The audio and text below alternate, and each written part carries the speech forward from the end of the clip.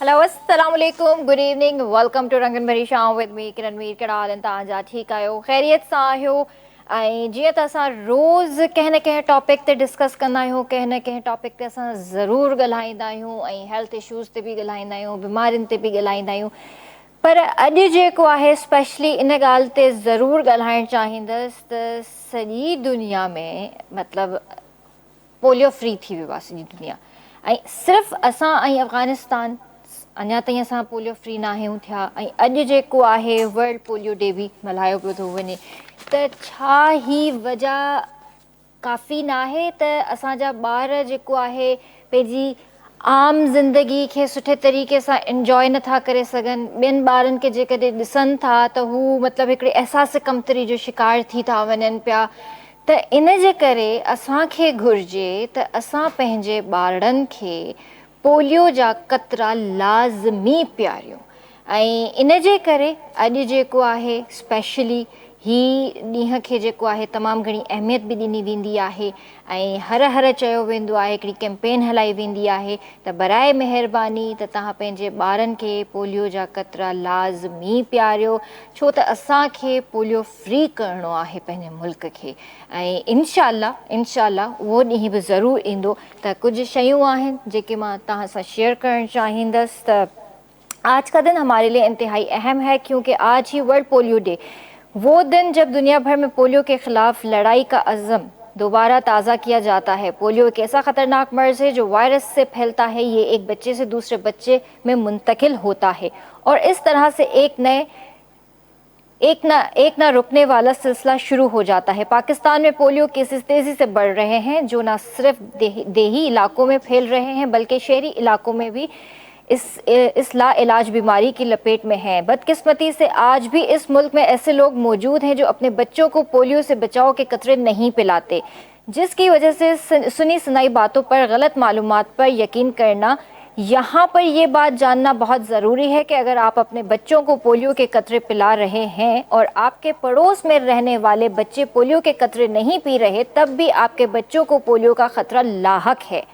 इसलिए मोहल्ले की सतह पर कम्युनिटी इन्वॉल्वमेंट बहुत ज़रूरी है। कई बच्चे सिर्फ इसलिए पोलियो का शिकार होते हैं क्योंकि अक्सर लोग अपने दरवाजे पर होने वाली दस्तक को ख़तरा समझकर बच्चों को छुपा लेते हैं, लेकिन ये नहीं जानते कि ये दस्तक इनके बच्चों के लिए कितना बड़ा ख़तरा है, बल्कि इनकी सेहत की ज़मानत होती है। इसलिए आप सबसे दरख्वास्त है कि पोलियो वर्कर्स के दस्तक पर दरवाज़ा ज़रूर खोलें और अपने 5 साल तक के बच्चों को पोलियो के कतरे ज़रूर पिलाएं।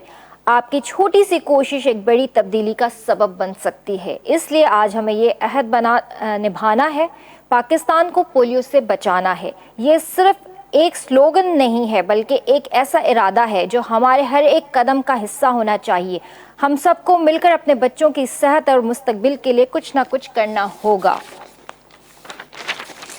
हर एक कदम जो हम उठाएंगे, हर कतरा जो हमारे बच्चे पिएंगे, वो पोलियो के ख़ात्मे करने की तरफ एक नया कदम होगा। त तव्हांखे गुज़ारिश आहे त तव्हां पंहिंजे ॿारनि खे पोलियो जा क़तरा लाज़मी पियारियो। जॾहिं बि पोलियो जी टीम तव्हांजे दरनि ते अचे थी, तव्हांजा दरवाज़ा खड़काए थी, त बराए महिरबानी करे हिकिड़ो त सुठो उन्हनि खे जेस्चर ॾियो, सुठो हुननि जो इस्तक़बाल कयो। ॿियो कुझु नथा करे सघो त घटि में घटि गर्मी आहे ऐं उन्हनि खां पाणी पुछो, उन्हनि खां सुठो सलूक कयो, उन्हनि खे घरु विहारियो। न्याणियूं अचनि थियूं दरनि ते, उन्हनि जो सुठो इस्तक़बाल कयो ऐं उन्हनि सां बदतमीज़ी सां बि पेश न अचो। हिकिड़ो त असांजे मुल्क में हिकिड़ी त इहा बि हिकिड़ी शइ आहे, जो काई बि पोलियो जी टीम ईंदी आहे, उहे चाहे असांजी भेनरूं ई छो न हुजनि, हो बि पंहिंजो कमु करे रहियूं आहिनि, हो बि पंहिंजो जेको आहे पूरो ॾींहुं जेको आहे विञाए रहियूं आहिनि। पंहिंजो कमु थियूं कनि पियूं त असां उन्हनि सां सुठो बिहेव न कंदा आहियूं। त बराए महिरबानी जॾहिं बि तव्हांजे दरनि ते अचनि थियूं तव्हां उन्हनि सां सुठो बिहेव कयो, सुठो रिस्पॉन्स ॾियो, पंहिंजे ॿारनि खे लिकायो न। हिते त ईअं थींदो आहे त भई त चवंदा आहिनि त भई अॼु ॿारु कोन्हे को, अॼु ख़ाला जे घर वियल आहे, अॼु पुफी जे घर वियल आहे, सुभाणे अचिजो। ठीकु आहे, सुभाणे ईंदियूं त वरी चवंदा न अॼु त ॿारु खेॾणु वियो आहे, अॼु ट्यूशन ते वियो आहे। मतिलबु नटाइणो हूंदो आहे, ॿार खे कतिरा नाहिनि पियारणा हूंदा, बसि नटाइणो हूंदो आहे। त बराए महिरबानी करे वरी थी चवां त पंहिंजे ॿारनि खे लिकायो न। हीउ अहिड़ो मर्ज़ु आहे जो हुननि जो सॼो मुस्तक़बिल तबाह थी सघे थो। त इन जे करे तव्हांखे अॼोके ॾींहं ते ई सोचणो पवंदो ऐं पंहिंजे ॿारनि खे पोलियो जा क़तरा तव्हांखे पियारणा पवंदा। इन खां अलावा अॼु जेको आहे मां तव्हांखे ॿुधाइणु चाहींदसि त 24 अक्टूबर ते सिंध जे मज़ामती शाइर ज़ख़्मी चांडियो जी 24 वर्सी आहे। ज़ख़्मी चांडियो जो छठीअ जो नालो ॼाम ख़ान हो। ज़ख़्मी संदसि शाइराइणो तख़ल्लुस हो, जॾहिं त हिन जो बुनियादी तालुक़ु ॾखण जे शहर सां हो।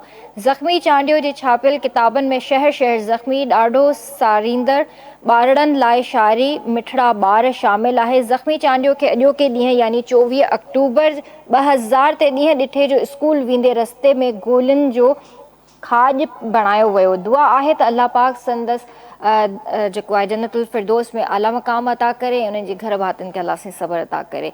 सो ही कुझु शयूं हुयूं जेके तव्हां सां डिस्कस करणु तमामु ज़रूरी हुयूं। ॿीहर चवणु चाहींदसि त तव्हांजे दर ते जॾहिं बि पोलियो जी टीम अचे थी त बराए महिरबानी करे उन्हनि सां सुठो बिहेव कयो ऐं पंहिंजे ॿारनि खे पोलियो जा क़तरा लाज़मी पियारियो। अॼु जेके आहिनि असां वटि गेस्ट कुझु ज़बरदस्त गेस्ट आहिनि, हमेशह हूंदा आहिनि, पर अॼु बि ज़बरदस्त गेस्ट आहिनि। सभिनि खां पहिरियां जंहिंजी मां ॻाल्हि करणु चाहींदसि, जंहिंजो तारुफ़ कराइणु चाहींदसि, प्रोफेसर शेर मराणी साहिबु असां सां गॾु मौजूदु आहिनि। लतीफ़ जा पारखू, शाइर, अदीब ऐं प्रोफेसर कराची यूनिवर्सिटी। उनखां अलावा असां सां गॾु डॉक्टर शकील अहमद मौजूदु आहिनि। नेचुरल हेयर ग्रोथ हिननि जो हिकिड़ो कंपनी आहे जिते हेयर ट्रांसप्लांट कंदा आहिनि, PRP कंदा आहिनि, हाइड्रोफेशियल ऐं स्किन वाइटनिंग जा इंजेक्शन्स बि हणंदा आहिनि।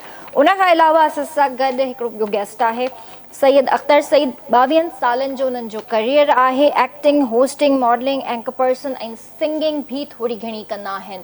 अच्छा, माशाअल्लाह 50 कमर्शियल करे चुका आहिनि। 13 कमर्शियल सिर्फ़ु ऐं सिर्फ़ु बैंक्स जा आहिनि। MBA कयो अथनि मार्केटिंग में। मोटिवेशनल स्पीकर बि आहिनि, टीचर बि आहिनि, ट्रेनर बि आहिनि ऐं डर्मेटोलॉजिस्ट बि आहिनि, कॉस्मेटोलॉजिस्ट बि आहिनि, MD फ्रॉम USA, हर्बटोलॉजिस्ट भी आहिनि। सो सभिनीनि खे भलीकार कंदासीं। अस्सलाम वालेकुम। अस्सलाम वालेकुम सर, कहिड़ा हाल आहिनि तव्हांजा? महिरबानी, बिल्कुलु ठीकु। कीअं आहियो? ठीकु आहियो? तबियत ठीकु आहे शुक्र आहे, तव्हांजी? शुक्र आहे। तव्हां ख़ुशि आहियो? अल्हम्दुलिल्लाह, मां बिल्कुलु ठीकु आहियां ऐं काफ़ी टाइम खां पोइ तव्हांखे अॼु असां हिते ॾिठो आहे। महिरबानी। लास्ट असां शाह अब्दुल लतीफ़ साहिब जी जेको आहे उर्स ते असां रिकॉर्डिंग्स कयूं हुयूं त उन में बि तव्हांखे ॾाढो मिस कयोसीं, पर तव्हांजी ॿी टीम हिते मौजूदु हुई। बिल्कुलु ईअं ई। ऐं वरी कॉन्फ्रेंस ते उते ई वियल हुअसि सही लतीफ़ साईं जी दरगाह ते, सही सही त वरी सिलसिलो हलंदो आहे पियो, सही, कॾहिं हिते कॾहिं हुते। ज़बरदस्त। त छा पियो थिए अॼुकल्ह? छा ते रिसर्च करे रहिया आहियो? कहिड़ियूं कहिड़ियूं शयूं मार्केट में अची रहियूं आहिनि? ॾिसो, पंहिंजो कमु त जीअं उर्दू जो हिकिड़ो शेर आहे त करूँगा क्या अगर इश्क में हो गया नाकाम, मुझे तो और कोई काम भी नहीं आता। त पंहिंजो कमु आहे लिखणु, पढ़णु ऐं तहक़ीक़, तनक़ीद वग़ैरह। त अदबी हवाले सां आउं कमु कयां पियो, दरस तदरीस सां गॾोगॾु। मुंहिंजा 3-4 प्रोजेक्ट्स आहिनि जिन ते मुंहिंजो कमु हले पियो। ख़ासि तौर ते हिकिड़ो प्रोजेक्ट त इहो आहे त कंहिं बि हिकिड़े शहरी इस्म ते रिसर्च पेपर पूरो आउं लिखां। त उन हवाले सां मूं काफ़ी शहरी इस्म आहिनि। न्याज़ पंवर साहब जो हिकिड़ो गज़ल आहे, उन ते मूं मुकमिल रिसर्च पेपर लिखियो आहे। ज़ैद पीरज़ादे साहब जे नज़्म ते मूं लिखियो आहे। अमर पीरज़ादे जे नज़्म ते मूं लिखियो आहे। ईअं ॿिया बि काफ़ी आहिनि जिन ते मूं लिखियो आहे। ॿियो वरी मुंहिंजो आहे कमु त जेके शॉर्ट स्टोरीज़ आहिनि सिंधी में, ख़ासि तौर ते अहिड़ियूं शॉर्ट स्टोरीज़ जेके टर्निंग पॉइंट खणी आयूं आहिनि, माना बिल्कुलु नओं मौज़ू खणी आयूं आहिनि, त उन्हनि ते मुंहिंजो रिसर्च जो कमु हले थो पियो। सही। त क्लासिकल शाइरनि ते मुंहिंजो कमु हले पियो। त क्लासिकल शाइर, जदीद शाइर, अफ़सानो ऐं नाविल वग़ैरह इन्हनि ते मुंहिंजो कमु हले थो पियो। ज़बरदस्त, इहो सुठो टॉपिक आहे। हिन में ज़रूरु ॻाल्हाईंदासीं इन ते बि, पर थोरी देरि में तव्हां सां इन ॻाल्हि ते मां डिस्कस कंदसि। शाइरी ते बिल्कुलु डिस्कस कंदासीं। सर, कहिड़ा हाल आहिनि तव्हांजा? ठीकु आहियो? अल्हम्दुलिल्लाह मेरे साहब, तव्हां ॿुधायो ठीकु आहियो? अल्हम्दुलिल्लाह, मां बिल्कुलु ठीकु ठाकु आहियां। ऐं नेचुरल हेयर ग्रोथ इहा तव्हांजी कंपनी कॾहिं लॉन्च थी? कॾहिं खां तव्हां इन फील्ड में आया ऐं छो आया? शुरू में तो मां इहो चवंदुमि मां शुक्रगुज़ार आहियां जो KTN वारा मूंखे बार बार इनवाइट कंदा आहिनि। माशाल्लाह मां ईंदो रहंदो आहियां जी ऐं इन शोबिज़ में मतिलबु मॉडलिंग जे हिसाब सां बि आयो आहियां। अच्छा अच्छा हा सही मॉडलिंग बि कई आहे ऐं ॿियो प्रोग्राम 2-3 आहिनि ॿियनि चैनलनि ते बि कया आहिनि। लेकिन इन सां गॾोगॾु जेको आहे सो असांजो मेडिकल वारो कमु बि इहो बि मूं कंटिन्यू रखियो आहे 2009 खां। अच्छा अच्छा सही हा 2009 खां स्टार्ट कयो हो छो जो हाणे नंढिड़ो ॿारु जीअं थींदो आहे उनखे माउ ऐं पीउ जेको आहे सो हलणु घुमणु सेखारींदा आहिनि त हिकिड़ो शख़्स मतिलबु मुंहिंजी ज़िंदगी में अहिड़ो आयो जेको मूंखे उंगली वठी सम्झ करे उन जेको आहे सो OT में अंदरि कमु सेखारियो। हालांकि उहो मुंहिंजो पंहिंजो खून आहे पंहिंजो रतु आहे डॉक्टर मंज़ूर। अॼु मां जेको बि आहियां जहिड़ी बि स्टेट ते आहियां उन जे करे आहियां। ज़बरदस्त मतिलबु काफ़ी शयूं मां उन्हनि वटां सिखियूं आहिनि ऐं माशाल्लाह अॼुकल्ह पंहिंजो बिज़नेस अलॻि कढियूं वेठा आहियूं। हेयर नेचुरल ग्रोथ जे नाले सां FE सर्जरी कयूं, हेयर ट्रांसप्लांट, स्किन वाइटनिंग थी वियो, फेस PRP थी वई, हाइड्रा फेशियल थी वियो, ॿिया कुझु जेके वाइटनिंग ड्रिप थी वई, लिप्स फिलर जेके अची विया आहिनि उहे बि कयूं पिया आहिस्ते आहिस्ते। इन हिसाब सां त माशाल्लाह मतिलबु फ़ाइदो आहे ऐं क्लाइंटनि जो रेशो वधंदो पियो वञे। ऐं हाणे त वरी सीज़न आहे सर्दियुनि में तव्हां माण्हू घणो अचणु शुरू थींदा आहिनि। गर्मियुनि में माण्हू कुझु लहराईंदा आहिनि त इन्फेक्शन जो चांसिस हूंदो, हीअं थींदो लेकिन गर्मियुनि में बि कराईंदा आहिनि। उन्हनि मतिलबु जिन माण्हुनि खे ख़बर हूंदी आहे उहे कराईंदा आहिनि, जिन खे न आहे ख़बर पोइ उहे वरी सर्दियुनि जो इंतज़ारु कंदा अच्छा आहिनि। अच्छा आफ्टर केयर भी हूंदी आहे छा का? हा केयर ज़रूरी अच्छा आहे। हा छा केयर हूंदी मतिलबु लाइक लिप फिलर जेकॾहिं कराइजे थी त उनजी छा केयर हूंदी? लिप्स फ्लेयर जी ज़ाहिर सी ॻाल्हि आहे मतिलबु जे अगरि माण्हू स्टार्टिंग में कराए थो त उन खां मतिलबु 2 ॾींहं या 3 ॾींहं चुल्ह जी साइड न वठे, ॿाहिरि जो किचन में वेझो न। नाहे हा वञिणो, गर्मी में नाहे हा वञिणो, सही सही ऐं सही फेस PRP जो बि इहो ई मसइलो आहे। मतिलबु फेस PRP अगरि माण्हू करे थो छो जो फस्ट डे जेको आहे न हुनजो थोरो सो फेस रेड रहंदो। ओके हा उनखे बि 2 ॾींहं केयर करणी हूंदी आहे त मतिलबु किचन जी थोरी साइड करे। बाक़ी ट्रांसप्लांट जो इहो आहे त ट्रांसप्लांट त वॾी सर्जरी आहे, ज़ाहिर सी ॻाल्हि आहे। बैक साइड खां वार निकिरंदा आहिनि, उहे वरी वार जेको आहे सो मथे असां इंजेक्ट करे लॻाईंदा आहियूं। अच्छा FU ऐं FUT इन जी में छा फ़र्क़ु आहे? FUT अॼु खां मतिलबु 2015 ताईं हलियो पिए, लेकिन अॼुकल्ह कंदा आहिनि पिया। FUT हूंदो आहे कट वारो सिस्टम जंहिंमें स्टिचिस लॻंदा आहिनि बैक साइड अच्छा ते। हा उन में इहो आहे जो हल्को सो स्कार ठही वेंदो आहे, चंड वांगुरु पोयां निशान ठही वेंदो आहे। जे अगरि वार माण्हू पूरा ट्रिम कराए त उन में चंड वांगुरु निशान अची चंड त वेंदो हुअं ई निकिरी थो अचे न न उहो स्कार अची वेंदो आहे, सही स्टिचिस लॻण वारो स्कार अची वेंदो आहे सही हिकिड़े सही कन खां वठी ॿिए कन ताईं।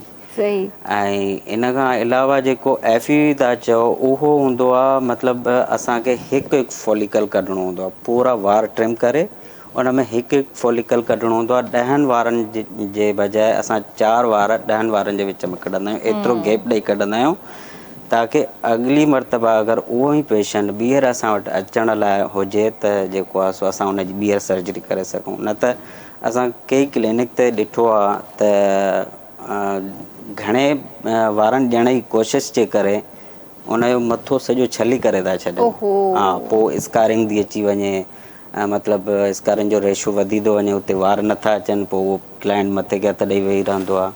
लेकिन अल्हम्दुलिल्लाह मुंहिंजी जितां ट्रेनिंग मिलियल आहे त मां को बि मुंहिंजो अहिड़ो क्लाइंट न आहे जंहिं कंप्लेन न कई हुजे। मतिलबु कंप्लेन आई ई न आहे मुंहिंजे हलो पेशेंट में। माशाल्लाह हा सुठी ॻाल्हि आहे। अल्हम्दुलिल्लाह। अच्छा तव्हां ॻाल्हि करे विया त तव्हां मॉडलिंग बि कई आहे KTN ते ई, जी त बिल्कुलु। कहिड़ा तव्हांजा सॉन्ग्स आहे जंहिंमें तव्हां मॉडलिंग कई? ही ईद प्ले सॉन्ग ते मोर थो टिले इहो अच्छा इन में दुल्हे वारो सीन मुंहिंजो आहे। अच्छा अच्छा हा ऐं बाक़ी इन खां अलावा धरती चैनल ते हले पियो, सही आवाज़ सही TV ते हले सही पियो। सही ॿियनि चैनल्स ते बि यानी हा तव्हां कमु कयो आहे, हा ज़बरदस्त। अच्छा इहा मूंखे ख़बर कोन हुई। हा मां तव्हां गानो ॾिठो आहे पर मां शायदि एतिरो ध्यानु न ॾिनो हा आहे। शहनाली गुल जो गानो जी जी जी जी शायदि शहनीला ते असांजो घणो फोकस हलियो वियो। बिल्कुलु। सही कैसे हैं आप? ठीक है फाइन, आप कैसे हैं? अल्हम्दुलिल्लाह मैं बिल्कुल ठीक ठाक हूँ माशाल्लाह। कोई कमर्शियल नहीं छोड़ा आपने? नहीं ऐसी नहीं बात नहीं है, लेकिन ये जितने मिले मैंने कर लिए। ज़्यादातर बैंक्स की किए जी जी और आई थिंक 20 साल से ऊपर हो गए, 22 साल तकरीबन हो गए। तो मैं ऐसी जगह बैठा हुआ था, समबडी ऑफर्ड मी कि आप आ जाएं, फोटोजेनिक फेस है, मतलब बाद में पता चला। तो तो I just entered in this field, तो उसके बाद मौका मिलता रहा, मैं करता रहा। सही। तो एंकरिंग भी आपने की, होस्ट भी हैं, मॉडल भी हैं, एक्टिंग भी कर ली। देखिए, जब आप किसी फील्ड में आते हैं तो कोशिश करते हैं कि दूसरे एरा में भी चले जाएं, जैसे आप कर रही हैं, हो सकता है आप सिंगिंग भी करती हो। नहीं अल्लाह ना करे। आप तकरीर भी करती हो, स्पीकर भी हो। ना, कभी भी ना। समथिंग लाइक दैट, मतलब U should add your skills ना, अगर आपके स्किल्स हैं तो यू शुड। वो कॉन्फिडेंस की बात होती है कि आपके अंदर जितना कॉन्फिडेंस होगा आप उतनी चीजें करेंगे। हाँ, ये कॉन्फिडेंस भी है और पीछे इंकरेजमेंट भी होनी चाहिए, एप्रिसिएशन भी होनी चाहिए, तो फिर आपको मोटिवेशन मिलती है। तो समथिंग लाइक दैट, मुझे जो जितने भी लोग मिले उन्होंने जो मोटिवेट किया, तो दैट्स व्हाई गो अहेड, मैंने चलो कर लेते हैं, ये भी करके देख लेते हैं। सही। तो मजा ज्यादा किस चीज में आया? एक्टिंग में आया, होस्टिंग में आया, एंकरिंग में आया, कमर्शियल चारों में के आया? अपने अपने टेस्ट हैं, चारों के मैं कंपेयर नहीं कर सकता, चारों में मज़ा आया मुझे तो। लेकिन मेरा ख्याल है सबसे ज्यादा आपको जो मजा आया होगा वो होस्टिंग में आया होगा। होस्टिंग में आपके पास टाइम नहीं होता, होस्टिंग बहुत एब्रप्ट होता है सर, क्योंकि आप बड़ा मजा आता है, आप समझे बात को। नहीं, मैं आपकी आपको बात बड़े को समझ मजे मजे के सवाल करने को मिलते हैं। नहीं, आपकी बात सही है, लेकिन आपका सेंस ऑफ ह्यूमर अच्छा होना चाहिए। आपका आईक्यू लेवल उस लेवल पे होना चाहिए कि आप सामने वाले को फौरन एड्रप्ट आप उसको आंसर दे सकें। साथ में ये सब चीज़ें हैं तो फिर आप इंजॉय करते हैं। सही बात है। उसके बाद अगर आपका होमवर्क नहीं है, चीज़ें नहीं है, तो फिर फिर तो फजूल है।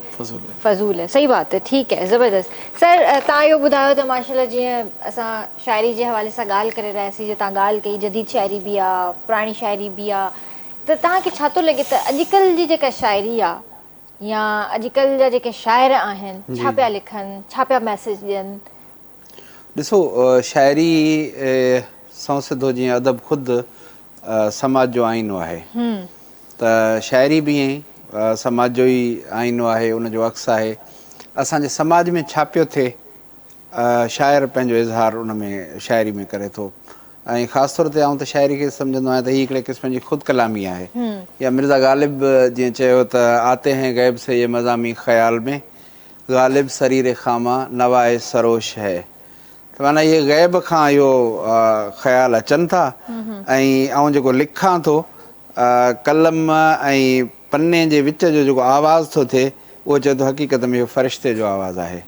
त इहो ख़्याल वारिद थो थिए किथां ग़ैब मां, ऐं आउं लिखंदो आहियां। लतीफ़ साईं चयो त जेतो बैत भायां से आया तूं आहिनि, नियो मन लाइन पिरियां संदे पार ॾे।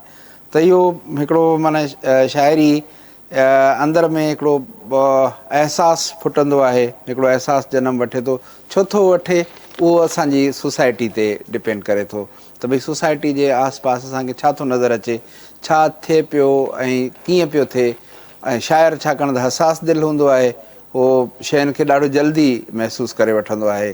जेको बि रूनमा को वाक़ियो थो थिए, को हादसो थो थिए, या को सुठो चहिरो थो ॾिसे, को सुठो गुल थो ॾिसे, त हुन जे अंदर में जेका असां हिकिड़ी ईअं सम्झो त रिएक्शन आहे। शाइरी हिकिड़े क़िस्म जो रिएक्शन आहे, रद्द अमल आहे। जीअं कंहिं सिंधी जे शाइर चयो आहे त नीरे पाणीअ में कमल ॾाढो वणियो, सूंहं जो रद्द अमल ॾाढो वणियो। त हीअ जेको आहे हिकिड़े क़िस्म जो रद्द अमल आहे, त उहो पोइ शाइरी करे थो। ऐं शाइरी बुनियादी तौर ते मौज़ू मटाया आहिनि, छाकाणि त सोसाइटी जा मौज़ू मटिबा रहिया आहिनि, सोसाइटी जूं प्रियोरिटीज़ मटियूं आहिनि। हिकिड़ो दौरु हुयो जॾहिं माण्हू जेको आहे सो रूहानियत ते घणो बिलीव कंदा हुया ऐं फितरत जे घणो वेझो हुआ, ऐं माण्हुनि जी पंहिंजी ज़ात ते घणो सोचींदा हुआ, ख़ुदा जी ज़ात ते घणो सोचींदा हुआ। हाणे क्लासिकल शाइरी जा मौज़ू इहे आहिनि, उन में तव्हांखे फितरत निगारी मिलंदी, उन में तव्हांखे ख़ुदा दोस्ती मिलंदी, उन में तव्हांखे इंसान दोस्ती मिलंदी, उन में तव्हांखे हिकिड़ी रूहानियत मिलंदी। त उहो क्लासिकल अहद जा जेके आहे सो इहे ई मौज़ू आहिनि। या जमालियात उन में असांखे तमामु वॾे पैमाने ते मिले थी, छाकाणि त फितरत जे वेझो हुयो। हाणे जेको जदीद शाइर आहे, अॼु जो जेको शाइर आहे, उहो आउं सम्झां थो त इन्हनि शयुनि खां थोरो पासे ते आहे, छाकाणि त असांजी सोसाइटी जा बि इहे मौज़ू हाणे घटि रहिया आहिनि वञी, इन पासे ते माण्हू कोन थो। हाणे जेको माण्हू शहर में रहे थो उहो त ख़ासि तौर ते फितरत जे वेझो त आहे कोन को। अञा ॻोठाणो माण्हू जेको आहे उहो फितरत जे वेझो आहे, हा, उहो उथे थो सुबुह जो, उनखे कुकड़ जी बांग ॿुधण में अचे थी, या पखियुनि जो आवाज़ु उहो अचे थो, सिज जी रोशनी सुबुह सां उहा उनखे उथारे थी, लहंदे बि ॾिसे थो, उते ककर टकर छपर छंबर ऐं पोपट पखी सॼो कुझु ॾिसे थो। त उनजी जेको ॻोठाणो जेको माण्हू आहे उन वटि इहा शइ आहे। बाक़ी जेको शहर में आहे उते राति ऐं ॾींहुं हिकु थी विया आहिनि, कमरनि में ॾींहं जो बतियूं ॿारियूं वेठा आहियूं ऐं राति जो बतियूं ॿरनि थियूं पियूं, ऐं ॾींहं जो बतियूं बंदि कयोसीं त ॾींहुं बि राति थी थो थधी हवा बि कोन थी अचे, उहो बिल्डिंगूं एॾियूं वॾियूं वॾियूं बिल्कुलु त हाणे उहे बिल्डिंगूं ऐं इहो सॼो जेको आहे त हाणे अॼु जी शाइरी ईअं आहे जीअं कंहिं शाइर चयो त रोज़ बिजली बि दिलि जी डिम आहे, रोज़ जज़्बनि जी लोड शेडिंग आहे। वाह, त हाणे उहो दिलि बि उहा उन में बि उहो कोन थो अथर अचे, दिमाग़ में बि उहे शयूं कोन थियूं अचनि त माण्हू सोचे बि अहिड़ो थो। पर भली ॻाल्हि इहा आहे त शहर जो जेको शाइर आहे उहो बि किथे न किथे जिथे कंहिंसां को अन्याय थो थिए, किथे कंहिंसां ज़ुल्म थो थिए, किथे का नाइंसाफ़ी थिए थी त उन ते हुनजो रद्द अमल ॾाढो ख़ूबसूरत आहे। जीअं असां जेका सो ख़ासि तौर जेके हिन वक़्तु शाइरी जेका सुठी कनि पिया, जीअं अमर पीरज़ादो आहे, या जेको आहे सो अनवर काका आहे, या ज़ैद आहे, या जेको आहे सो अहमद सोलंगी आहे, डॉक्टर मुश्ताक फुल आहे, अयाज़ गुल आहे, अदल सुमरो आहे, या इहे जेके मोहम्मद अली पठान आहे, इहे जेके शाइर आहिनि, इन्हनि जी शाइरी में असांखे हिकिड़ी जेको आहे सो हिकिड़ो अहिड़ो जौहर मिले थो जेको असांखे माण्हू सां कनेक्ट करे थो, माना माण्हू खे सोचण ते मजबूर करे थो त भई हिन जी शाइरी में कुझु अहिड़ो आहे जंहिंमें हिकिड़ी तड़प आहे, जंहिंमें हिकिड़ी उमंग आहे, जंहिंमें हिकिड़ो ख़्वाबु आहे, जंहिंमें ख़्यालु आहे, तख़युल आहे। इहे शयूं ज़रूरु आहिनि जेके असांखे इंसानियत सां कनेक्ट कनि थियूं। सो उहो इन हवाले सां अॼु जी शाइरी बि जेको आहे सो अहम आहे ऐं पढ़णु खपे। ऐं त सलाह ॾींदुसि त शाइरी पढ़णु खपे, पढ़णु खपे सर। पर अॼुकल्ह जेका फेसबुक वारी शाइरी जेका नज़र ईंदी आहे न त उहा हिकिड़ी ॾाढी डिसअपॉइंटिंग आहे। हिकिड़ो अदब आहे, हिकिड़ी हिस्ट्री रही आहे असांजी, ऐं वॾा वॾा नाला आहिनि माशाअल्लाह। ऐं वरी जॾहिं असां इन टाइप जी शाइरी पढ़ंदा आहियूं न त ॾाढो दुख थींदो आहे, ईअं लॻंदो आहे त ॼण असां पंहिंजी ई शाइरी सां मज़ाक था कयूं। हाणे ॾिसो, इहा ॻाल्हि तव्हांजी बिल्कुलु ठीकु आहे। हिते जेकॾहिं इजाज़त ॾियो मां ब्रेक वठां, ब्रेक खां पोइ हिन ॻाल्हि खे कंटिन्यू कयूं। जी व्यूअर्स, वक़्तु आहे ब्रेक जो, कारे न वञिजो, जल्दी हाज़िर था थियूं। Stay with us.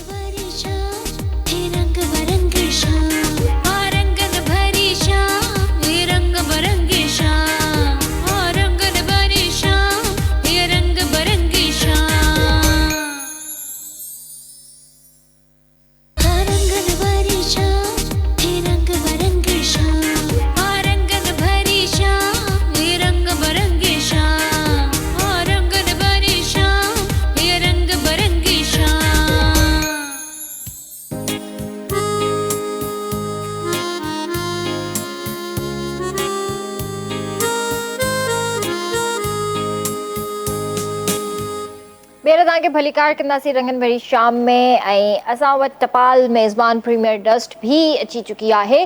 सो टपाल मेज़बान सिंध के नंबर 1 चाय वापस लाया है अपने सार्फिन के लिए सबसे बड़ी कैंपेन, टपाल मेज़बान जश्न जमालो। टपाल मेज़बान जश्न जमालो में हिस्सा लेने के लिए सार्फिन टपाल मेज़बान जश्न जमालो का कोई भी पैक खरीदें, अपनी मालूमात पैक पर दिए हुए कूपन पर दर्ज करें और घर बैठे करीबी टपाल मेज़बान जश्न जमालो के ड्रॉप बॉक्स में डाल दें और मौका पाएं टीवी गेम शो टपाल मेज़बान जश्न जमालो में हिस्सा लेने का और ढेर सारे कीमती इनामात जीतने का। टपाल मेज़बान जश्न जमालो टीवी शो होगा अब आपके अपने इन शहरों में हैदराबाद, ठट्टा, बदीन, नवाबशाह, मोरो, सखर, लाड़काणो, घोटकी, जैकमाबाद, दादू, खैरपुर, शिकारपुर, गंबट ऐं सांघर।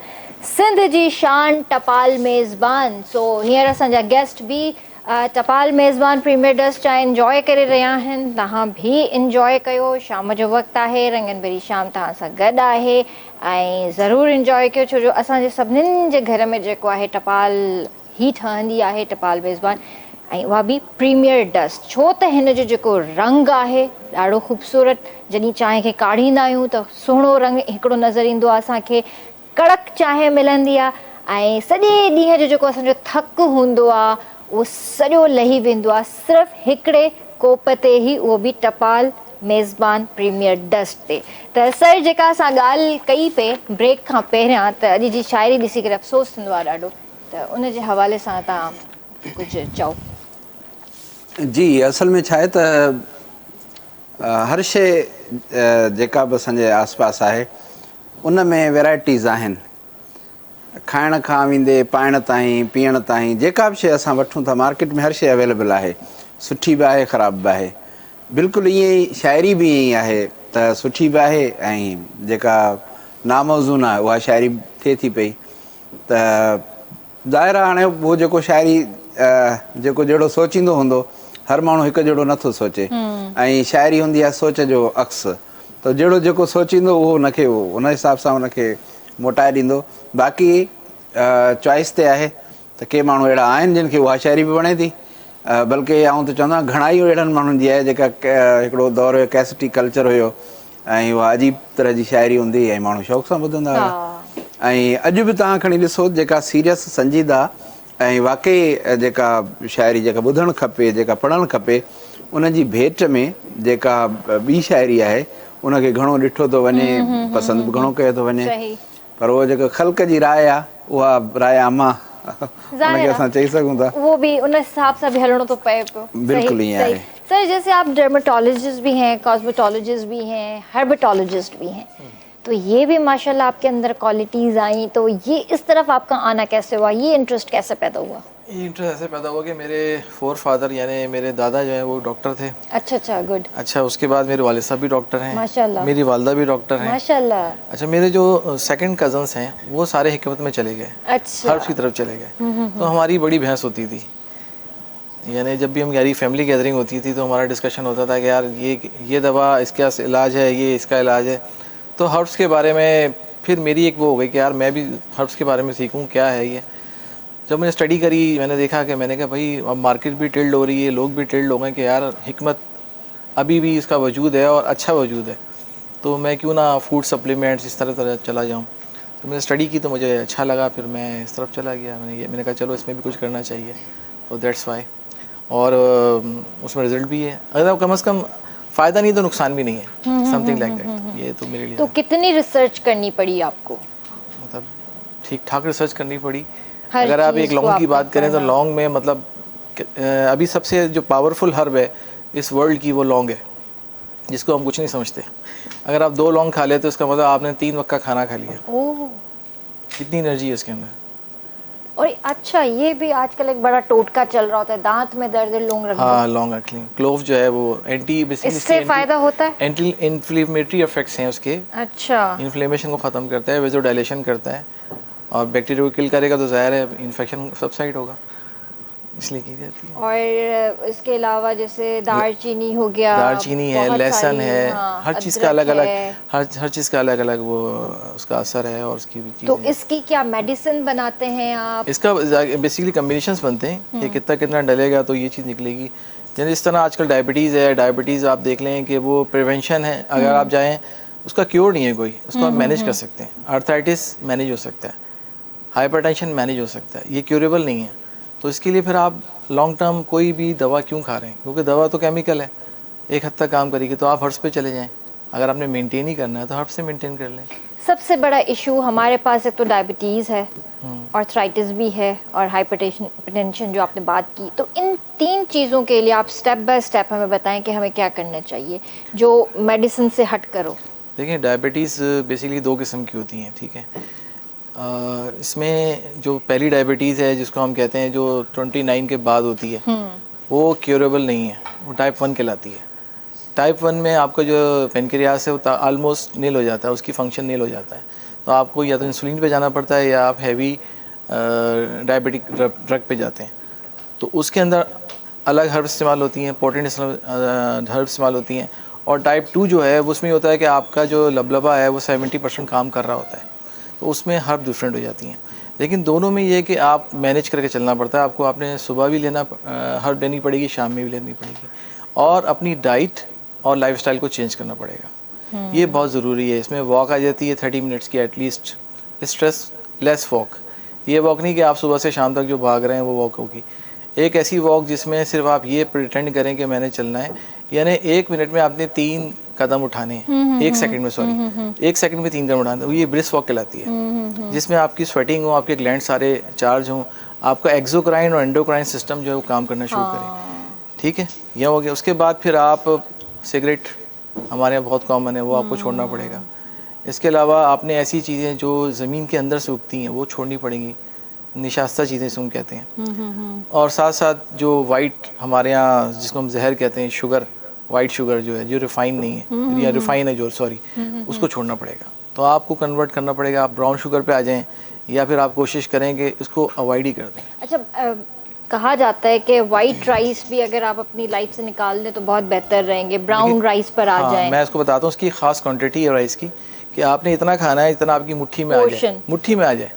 इतना खाना है, इससे ज़्यादा खाएंगे तो वो नुकसान पहुँचाएगा आपको। यानी you should restrict your diet and do your exact exercise plan according to your day. सर तव्हां बि पोइ जॾहिं सर्जरीज़ जी तरफ़ ईंदा आहियो या जीअं ट्रांसप्लांट कयो था त उन में बि कुझु अहिड़ो डाइट प्लान ॾींदा आहियो या कुझु इन्वेस्टिगेशन्स पहिरियां कंदा आहियो? बिल्कुलु ज़ाहिरी ॻाल्हि आहे, असांखे हाणे जंहिं मतिलबु क्लाइंट फ़ोन कयो, उहो अपॉइंटमेंट वठणु अचे थो त हिकु ॿ ॾींहं 3 ॾींहं मतिलबु पहिरीं अची थो वञे, असां उन्हनि खे टेस्ट वग़ैरह लिखी ॾींदा आहियूं। अच्छा। हा, उन्हनि जी टेस्ट लाज़मी हूंदी आहे प्रोसीजर खां पहिरीं, छो जो को पेशेंट हेपेटाइटिस सी वारो न निकिरी पए या मतलब सर ने जिस तरह बोला डायबिटीज़ वाला पेशेंट हो या स्मोकर हो या क्या, तो इस वजह से हमें वो केयर करनी होती है।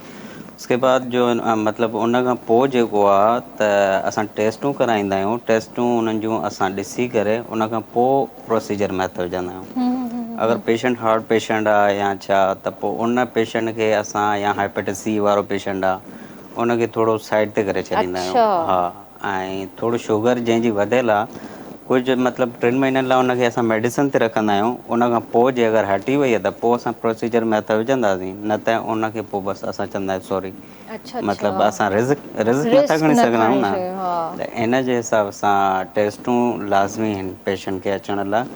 ऐं उन खां पोइ असां टेस्टूं कराए पेशेंट जो ट्रांसप्लांट कंदा आहियूं। ट्रांसप्लांट खां बाद में जेको आहे उन्हनि जी केयर जेकी आहे उहा करणी हूंदी आहे। 5 डेज़ पेन किलर मेडिसिन ते रखिणो पवंदो आहे उनखे, ऐं मंथली मतिलबु 3 महीननि ताईं मेडिसिन ॾेई छॾींदा आहियूं। ऐं हर महीने PRP सेशन वठिणो हूंदो आहे नवनि अच्छा वारनि लाइ। अच्छा अच्छा। हा, उन हिसाब सां मतिलबु 10 ॾींहं त जॉनसन बेबी शैम्पू यूज़ करिणो हूंदो आहे, ओके। छो जो नवां वार आहिनि न, जड़ूं आहिनि वारनि जूं। हाणे नंढिड़ो ॿारु जीअं पैदा थींदो आहे उन्हनि खे शैम्पूअ न जॉनसन बेबी शैम्पूअ सां विञायो वेंदो आहे। ही नवां वार आहिनि त इन जे करे उन्हनि खे जॉनसन बेबी शैम्पू सां 10 ॾींहंनि ताईं वॉश केमिकल करिणो। खां पाक हूंदा आहिनि इहे, बिल्कुलु। बिल्कुलु।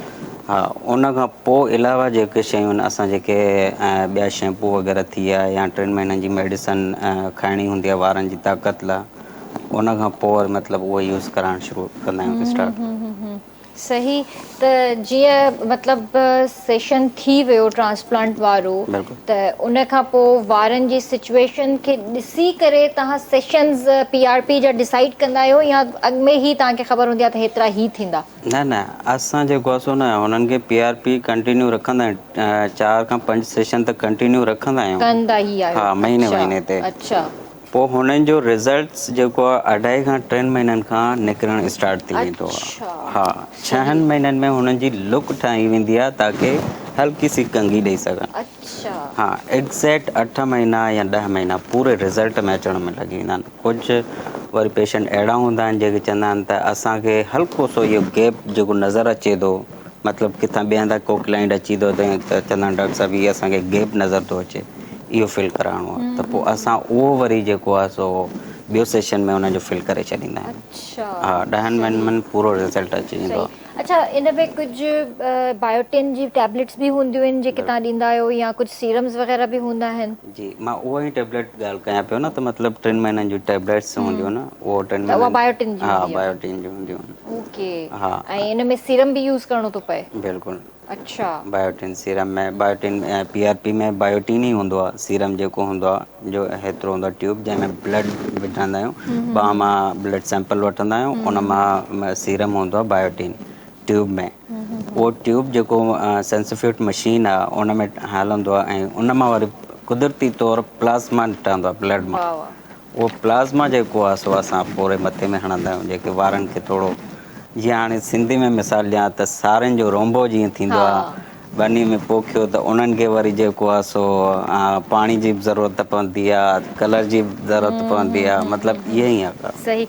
अच्छा, हाणे त मतिलबु इलाही ट्रांसप्लांट वारा अची विया आहिनि मार्केट में, त तव्हांखे छा थो लॻे त ही कॉम्पिटिशन केतिरो वॾो आहे?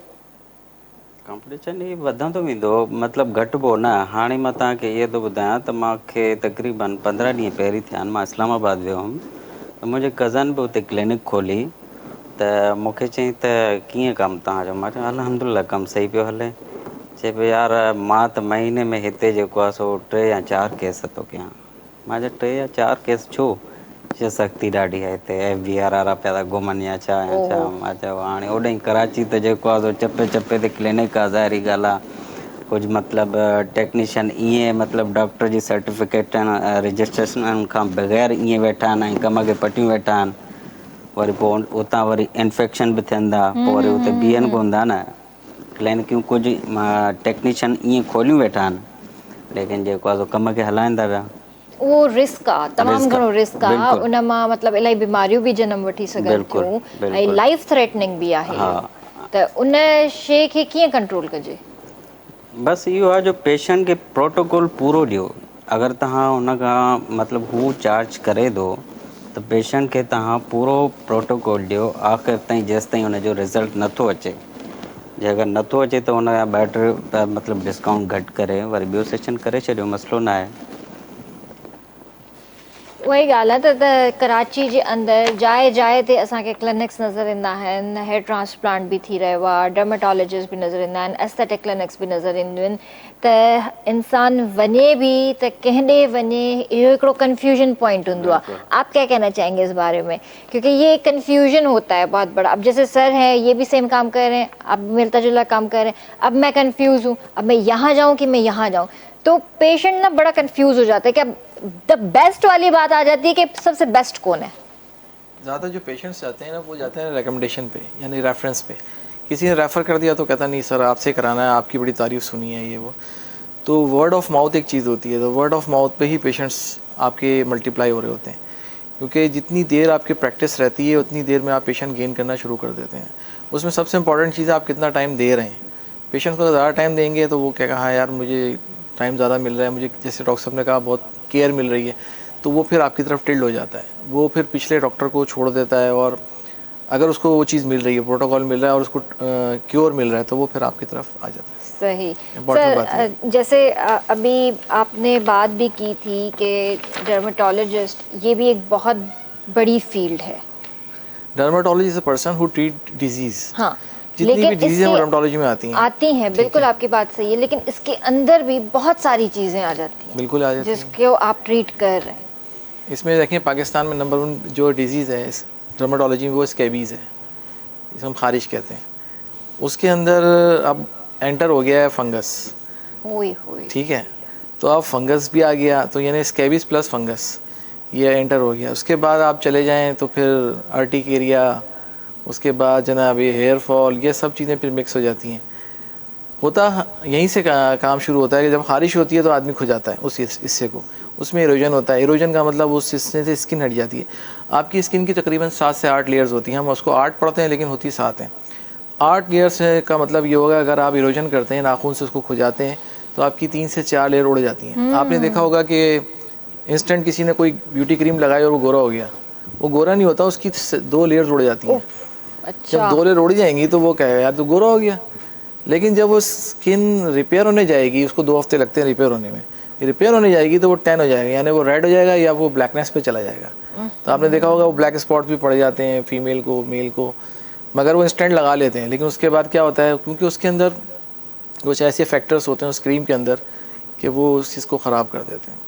तो वो वाला काम मत करें। अगर आपके तवज्जुह से लोग सुन रहे हैं तो मैं कहूँगा कि ऐसे फार्मूलाज पे मत जाएं, कोशिश करें आप नेचुरली इसको इन्हांस करने की कोशिश करें। फ्रूट खाएं, वेजिटेबल्स खाएं, एक्सरसाइज करें, पानी का इस्तेमाल ज़्यादा करें, इंशाल्लाह यू विल गेट रिजल्ट्स। इंशाल्लाह। सर इहो ज़रूरु ॿुधायो त जंहिंजा वार कर्ली हुजनि त उन्हनि जे लाइ ट्रांसप्लांट छा थो चए? उन्हनि जे लाइ अगरि ट्रांसप्लांट जी नीड उन्हनि खे न आहे त उहे करली वार हूंदा आहिनि ख़ानदानी इशू। हा, ख़ानदान में उन्हनि जा चाचा मामा ॾाॾा थी विया, कहिड़ा बि थी विया, अगरि उन्हनि खे ट्रांसप्लांट जी नीड न आहे त हू कुझु बि नथा करे सघनि, उहो कुदरती तौरु आहे। हा, कुदरत सां केरु मुक़ाबिलो नथो करे सघे। त उहो ज़ाहिरी ॻाल्हि आहे, उहे वीचारा कुझु नाईअ वटि वेंदा आहिनि, सैलून ते वञी क्रीमूं हणाइनि या जेल हणी वञी वार स्ट्रेट कराईंदा आहिनि, पर उन्हनि खे पोइ इहा ख़बर न पवंदी आहे त असांजा वारनि सां दुश्मनी पैदा कयूं या छा। जेके नेचुरल वारा आहिनि उन्हनि खे नेचुरल ई छॾे ॾियो। सही, उन्हनि खे यानी कुझु बि नथो करे सघिजे, नथो कुझु मतलब बि करे। स्ट्रेट बि नथो करे सघिजे, हेॾे छा कुझु बि नथो करे जहिड़ा आहिनि सघिजे, उन्हनि खे ईअं ई रखो। ईअं ई अगरि रखिजे। अगरि ट्रांसप्लांट जी नीड नाहे नाहे त अगरि वार छणनि था त पोइ ज़ाहिरी ॻाल्हि आहे PRP माण्हू कराए थो सघे। अच्छा, PRP कराए सघिजे थी, बिल्कुलु PRP कराए सघिजे थी, पर ट्रांसप्लांट नथो थी सघे। ट्रांसप्लांट सही, नथो, जे कमज़ोर वार आहिनि किरनि था अच्छा त। ठीकु। अच्छा, इन ई तरह सां वाइट वार बि थी वेंदा आहिनि, ग्रे हेयर बि तव्हां ॾिसंदा आहियो त इलाही थी वेंदा आहिनि, ॿारनि जा बि थी वेंदा आहिनि, वॾनि जा बि थी वेंदा आहिनि, वरी गंजपन बि हिकिड़ो नेचुरल हूंदो आहे जेको शुरू खां वठी असांखे ख़बर पवंदी आहे त भई हिन जा वार अचनि ई कोन था, इन्हनि शयुनि खे पोइ छा कजे? कुझु हूंदो आहे एलोपेशिया ते हूंदो आहे, त एलोपेशिया माण्हूअ खे बीमारी वठी वेंदी आहे, त पोइ मतिलबु उहो नॉन सर्जिकल ते हलियो वेंदो आहे। बिल्कुलु उनखे बैक साइड ते वार न हूंदा आहिनि, त पोइ उहा फीमेल्स हुजे या मेल हुजनि, ॿई मतिलबु नॉन सर्जिकल ते बि हलिया वेंदा आहिनि। छो जो वार त बैक साइड ते हूंदा न आहिनि जिथां असां कढी सघूं या छा, अहिड़ा कई केस आया आहिनि असां वटि जिन खे असां वापसि करे छॾियो आहे। सही, हा, बाक़ी गंजपन जेको आहे ख़ानदानी इशू हूंदो आहे। हाणे अलहमदिल्ला मुंहिंजा वार ॾिसो पिया तव्हां त उहो ई मां ॾिसां थी माशाल्लाह। हा, मुंहिंजी मतिलबु वारनि जी सेशन बि थियल आहिनि, सही, PRP सेशन थियल आहिनि। उन खां अलावा मां शैम्पू ॿाहिरां जो ई हूंदो आहे जेको मां पेशेंट खे गाइड कंदो आहियां, पेशेंटनि खे उहो शैम्पू ॿुधाईंदो आहियां, उहो शैम्पू कंटिन्यू मूं रखियो 2009 खां वठी। त इन जे करे अलहमदिल्ला पंहिंजी मतिलबु मां वारनि उहो जी ई केयर सोचां सही। पई कराची जहिड़े शहर में तव्हांजा एॾा वार घाटा अच्छा, कीअं शैम्पू डेली आहिनि? कजे? सर डेली अगरि करे था सघो मसइलो न आहे, लेकिन हफ़्ते में 3 मरतबा ज़रूरु करिणो आहे। उनखे 5 मिंट मसाज करे छॾे ॾियणो आहे, उन खां पोइ वॉश करे सघे थो। अच्छा, इन में जेको इहो कंडीशनर जो जेको कमाल हूंदो आहे न कंडीशनर त सफ़ा तबाही आहे, तबाही आहे वारनि, बिल्कुलु। हा, उहो नाई वटि जेको आहे न ॾाढो यूज़ कंदा आहिनि कंडीशनर जेको न हणी करे ऐं असां छोकिरियूं जो यूज़ कंदियूं आहियूं कंडीशनर। हा, दवाई आहे। दिमाग चीज़ है। अच्छा, न कयां यूज़ मतिलबु मां बि। बिल्कुलु। अच्छा, पोइ इन में इहो थो थिए न त जीअं असां जेकॾहिं कंडीशनर यूज़ नथा कयूं त असांजा वार बिल्कुलु ड्राई थी था वञनि विदाउट कंडीशनर। अच्छा, शैम्पू था रुॻो यूज़ कयूं त ड्राई थी था वञनि वार, मतिलबु उहा लुक नथी सॉफ्टनेस, अचे। हा सही जी ॻाल्हि, लुक नथी सॉफ्टनेस, अचे। हा सॉफ्टनेस नथी त अचे। शुरू में बसि उहा तव्हां पाण खे मतिलबु आदत विझी आदत छॾी विझी आहे न, छॾी आहे। आदत विझी छॾी। हाणे उन आदत खां तव्हां हटी नथा सघो, ज़ाहिरी ॻाल्हि आहे, हुन आदत में आयो त पाण ई अॻिते निभायो। हींअर पंहिंजे हथनि सां पाण कारो कयो। सही, त इहा आदत कीअं ख़तमु कजे, इन जो अल्टरनेट छा आहे? बसि ट्रीटमेंट ते अचो, वारनि खे रोकणो आहे त ट्रीटमेंट ते अचो। बाक़ी हिन महिल जीअं मां तव्हांजा वार ॾिसां पियो त तव्हांखे रोज़ जेको आहे कुझु न कुझु यूज़ कयूं था, स्ट्रेटनर बि यूज़ कयूं था, टोंग बि यूज़ कयूं था, ड्रायर बि यूज़ कयूं था। हा, इहे शयूं नुक़सानदेह घणियूं हूंदियूं आहिनि। ड्रायर मशीन जेकी गरम हवा ॾिए थी, इहा बि तमामु घणी तबाही आहे वारनि लाइ। सही, हा, ऐं ॿियो वार जेको माण्हू गीला करे ऐं तौलियो जेको स्पीड में थो वारनि खे यूज़ करे न, उन सां वार ॾाढा डैमेज था अच्छा, थियनि। बिल्कुलु। स्ट्रोक्स का बहुत प्रॉब्लम होता है, स्ट्रोक्स का बहुत प्रॉब्लम अच्छा, मना है ये। सही, तो मतलब तौलिया सर पे रखें ही ना? नहीं, तौलिया को आप ऐसे दबाएं बस, ये नहीं करें कि उसको रगड़ें। प्रेस करें। आप उसको जब वो करेंगे, रगड़ेंगे तो स्ट्रोक मार रहे हैं। स्ट्रोक का मतलब आप उसको कमज़ोर कर रहे हैं अपने बालों को। और जैसे उन्होंने कहा कि वो हम बात कर रही हैं, अभी आपने कहा ना कंडीशनर की। कंडीशनर क्या करता है, आपके बालों से ऑयल निकाल लेता है। जब ऑयल निकाले वो रुखे हो जाएंगे, फिर आपको दोबारा कंडीशनर करना पड़ेगा।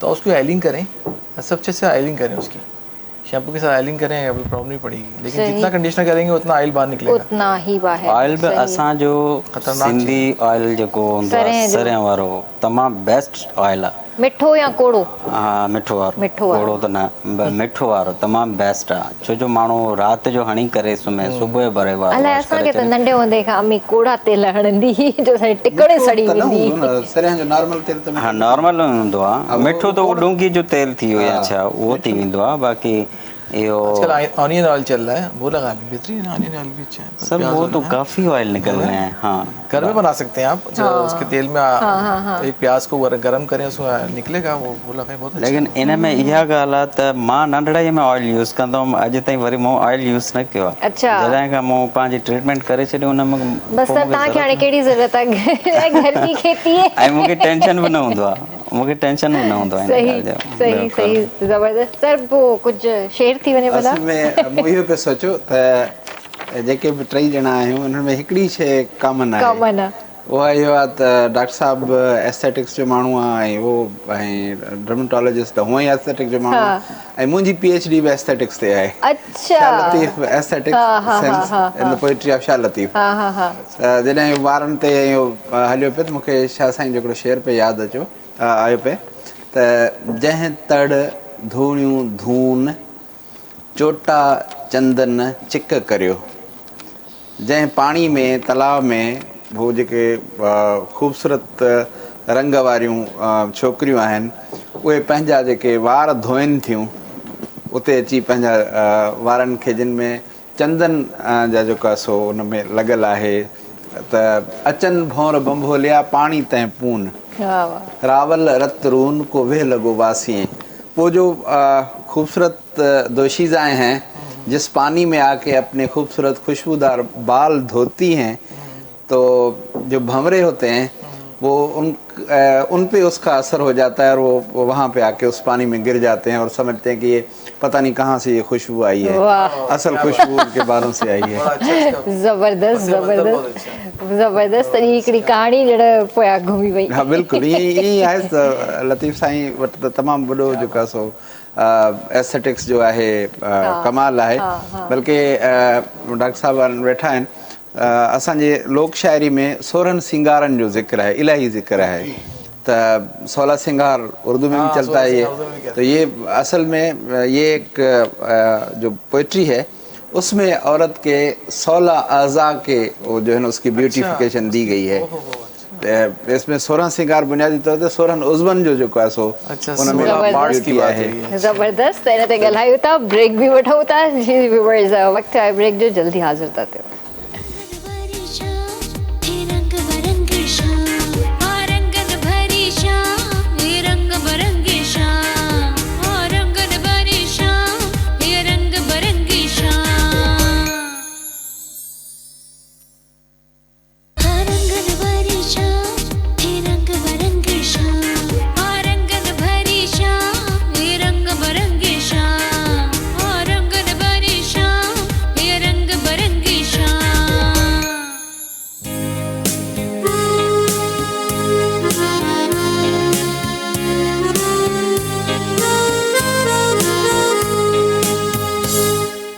ॿीहर तव्हांखे भलीकार कंदासीं रंगनि भरी शाम में। ऐं सर तव्हां 16 सिंगारनि जी ॻाल्हि पे कई, जी 16 सिंगारनि ते बि कुझु थी वञे। असल में मूं जीअं चयो त 16 उज़वा औरत जा आहिनि ऐं उन्हनि जा सिंगार आहिनि।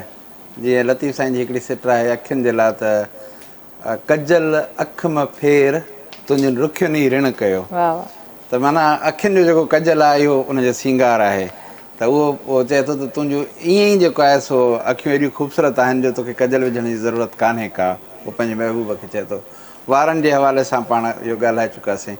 पेशानी आहे, ॻल आहिनि, चप आहिनि, इवन बाज़ू आहिनि, पेर आहिनि, हर आङुरियूं आहिनि, उन्हनि जो ॿुधायल आहे त इहो कीअं हुजणु खपे। ऐं हैरान थी वियुसि मूं छाकाणि त रिसर्च जॾहिं कई पे त उन में वरी जेके सूंहं जा मुक़ाबला थींदा आहिनि, पोइ मिस यूनिवर्स ऐं मिस वर्ल्ड चूंडियूं वेंदियूं आहिनि, त जेके पैरामीटर असांखे सिंधी लोक शाइरी में मिलनि था सूंहं जा त कीअं हुजणु खपनि, अखियूं कीअं हुजणु खपनि, चप कीअं हुजणु खपनि, पेशानी कीअं हुजणु खपे, या जेको आहे सो गर्दन जेको आहे सो केतिरो जेको आहे सो लेंदी हुजणु खपे, कुल्हा कीअं हुजनि, आङुरियुनि जी ड्रेग कीअं हुजे, त उहे सभु शयूं तक़रीबन उहे मयार आहिनि जेके हाणे हिन वक़्तु सूंहं जा मयार मुक़ररु कया विया आहिनि दुनिया जे जेको आहे सो इहे जेके डर्मेटोलॉजिस्ट आहिनि मिस यूनिवर्स चूंडजण जे लाइ। हाणे उहे सभई मयार उहे ई आहिनि जेके असां वटि ऑलरेडी मौजूदु आहिनि ऐं उन्हनि खे पोइ उहे शाइर पंहिंजे पंहिंजे हिसाब सां उन्हनि खे ॻाइनि था। उन्हनि जो हलणु आहे, उन्हनि जो खिलणु आहे। ऐं जीअं जेको आहे सो पोयों जेको मिस वर्ल्ड जो मुक़ाबिलो थियो उन जे लाइ जेका हिकिड़ी ज़रूरी ॻाल्हि हुननि लिखी हुई त भई हीअ सॼा पैरामीटर्स आहिनि, इहे इन्हनि ते जेका बि छोकिरी पूरी लहे थी उहा मिस यूनिवर्स थींदी। पर इन सां गॾु उहा जेकॾहिं कंहिं ॾुखायल ऐं बुखायल इलाइक़े जी ॻाल्हि करे उनखां जेकॾहिं TV वारा पुछनि त लाज़मी आहे त हुनजे अखियुनि में ॻोढ़ा अची वञनि। माना उहा अहसास सां भरियल हुजे, ईअं न आहे त सिर्फ़ु गुॾी हुजे ऐं हुन सां जॾहिं ॻाल्हाइजे त हुन में अहसासु न हुजे। माना सूंहं तॾहिं ई सुहिणी लॻंदी जॾहिं हुन में अहसासु हूंदो। अहसास खां सवाइ ॼण त सूंहं आहे ई कान का। त त इहो जेको आहे मंज़रनामो सॼो सूंहं जो ॿुधाइण, लतीफ़ साईं सूंहं जे हवाले सां तमामु घणो लिखियो आहे। ऐं जेका सो हिकु बैत तव्हांखे ॿुधाईंदो, खणी नेण खुमार मां जा कयाऊं नाज़ नज़र, जंहिं वक़्तु हुननि अखियूं खणी करे असां न ॾिठो। खणी नेण खुमार मां जा कयाऊं नाज़ नज़र, सूरज शाखूं झकियूं कुमाणो कमर, झको थियो जोहर जानिब जे जमाल असीं। त जॾहिं हुननि ॾिठो त सिज जी रोशनी घटिजी वई, चंड जी रोशनी मान थी वई ऐं सॼे काइनात जो जोहर झको थी वियो जॾहिं हुन महबूब जेको आहे सो इहो खणी ॾिठो। या जेको आहे सो नूरी जे हवाले सां हिकिड़ो बैत आहे लतीफ़ साईं जो, त कींझर में बाहि बरी हेॾी वेल किया।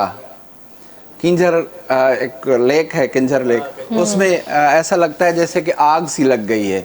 ये क्या है, ये इतनी जो रोशनी है ये किस चीज़ की है। किंजर में बाहि बरी हेॾी वेल किया, न की तजलो तारनि जो न की शम्स शुआ, लथो पांद मुआ मीअ चढ़ंदे मकड़ी।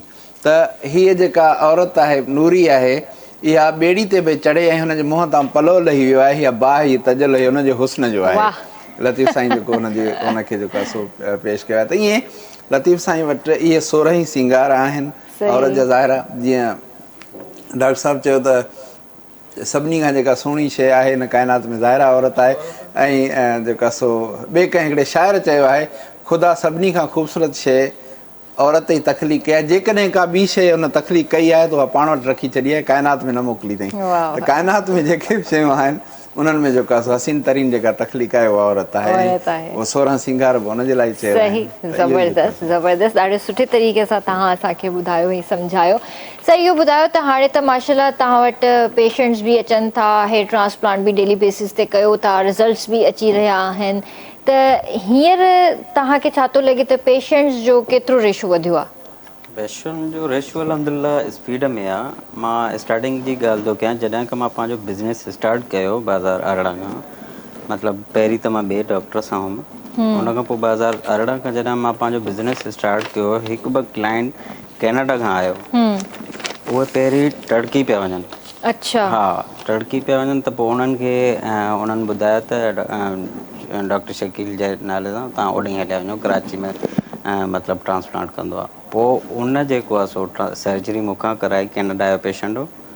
उनजो अल्हम्दुलिल्लाह रिज़ल्ट अची जॾहिं वियो त उन्हनि जो हाणे कंटिन्यू मतिलबु उन्हनि जी लाइन ठही पई आहे। माशाल्लाह। हा, उतां जी बि कैनेडा जी बि ऐं हेॾां कोयटा जी बि। कोयटा खां त अक्सर पेशेंट ईंदा आहिनि, पठाण जेके बि हूंदा आहिनि सभई मतिलबु अची कराची में ट्रांसप्लांट वग़ैरह कराइनि। अंदरूनी सिंध मां बि ईंदा आहिनि। त माशाल्लाह रिज़ल्ट जे पासे ॾांहुं मतिलबु 100% रिज़ल्ट अचे थो। सही, ज़बरदस्त। ऐं इहो जेको स्किन वाइटनिंग इंजेक्शन्स आहिनि या ड्रिप्स आहिनि, इन्हनि जो रिज़ल्ट कीअं आहे? इन्हनि जो कुझु टाइम लाइ हूंदो आहे, लेकिन वाइटनिंग ड्रिप जेको आहे सो अॼुकल्ह जेकी चवनि था, इहा घणी जेको आहे सो मतिलबु उहा उर्दू चैनल या ड्रामनि में जेके मायूं अचनि थियूं, कुझु टाइम लाइ उहा ड्रिप्स फ़ाइदो ॾींदी आहे। मतिलबु एतिरो इफेक्टिव न आहे? उनजो एतिरो इफेक्ट न आहे। केतिरे अरसे ताईं रिज़ल्ट रहंदो आहे? मतिलबु 6 महीना थी विया, वधि में वधि 8 महीना थी विया।